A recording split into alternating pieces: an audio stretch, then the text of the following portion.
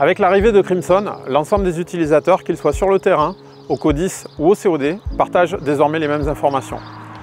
Grâce aux outils de mobilité, les acteurs de terrain bénéficient instantanément de la CITAC, de l'OCT et de l'ordre initial. Ils peuvent également remonter des informations sous forme d'images, de vidéos ou même d'annotations cartographiques. Par un simple glisser-déposer, il est maintenant possible d'intégrer des résultats de modélisation de dispersion ou bien des images prises par des drones, facilitant ainsi la prise en compte de la réalité du terrain par le PC. De plus, compte tenu que l'ensemble des actions réalisées sont horodatées et personnalisées, il est possible de rejouer les interventions afin de réaliser des retours d'expérience ou même d'analyser les manœuvres réalisées. Pour finir, il est important de préciser que de nombreux SDIS sont d'ores et déjà équipés ou en cours d'équipement de la solution.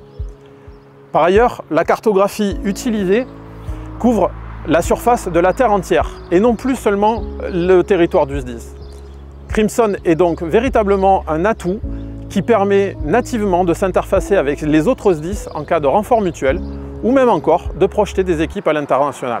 La pédagogie a été de faire des mises en situation professionnelles avec auparavant une formation à distance pour se familiariser avec l'outil. Donc on a mis en place des postes de commandement, donc comme celui-ci, et on a mis en œuvre des MSP de niveau chef de site pour que chaque personne, dans leur fonction, puisse utiliser Crimson à leur niveau. Donc ici, on est dans un PC SAT donc, qui a été utilisé pour l'exercice, avec la partie situation tactique et la partie moyen. Et chaque officier à son poste manipule Crimson avec en appui un formateur qui le guide et qui l'accompagne. Ça nous a permis de travailler immédiatement avec cet outil dans un cadre de travail.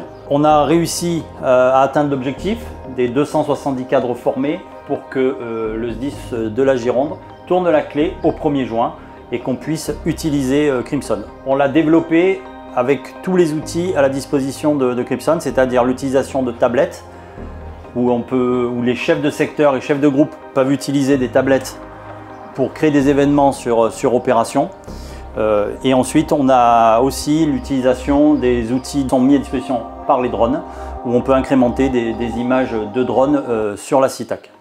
Avec le déploiement de la solution tactique Crimson le 3 juin dernier, les sapeurs-pompiers de la Gironde franchissent une nouvelle étape dans la modernisation de leur doctrine et outils opérationnels. Cette transition illustre à nouveau la dynamique résolument tournée vers la mise en œuvre d'une réponse opérationnelle toujours plus optimale. Cet outil, partagé, permet d'appréhender rapidement la situation tactique d'une intervention. Crimson constitue à lui seul un véritable atout dans l'exercice du commandement, notamment dans le cadre de la lutte contre les incendies avec, et je citerai pour exemple, l'intégration directe des orthophotos d'urgence réalisées par l'équipe drone et les contours prédictifs de feux de forêt produits par le moteur Prometheus. Au cours des dernières semaines, près de 300 nouveaux utilisateurs girondins ont été formés sous l'égide de l'entente Valabre afin que la migration soit effective avant le début de la saison estivale et tout ça dans la perspective des Jeux Olympiques. Au-delà de la mise en service de ce nouvel outil, le SDIS de la Gironde se positionne désormais comme un acteur majeur dans l'animation des utilisateurs Crimson de la zone de défense et de sécurité sud-ouest.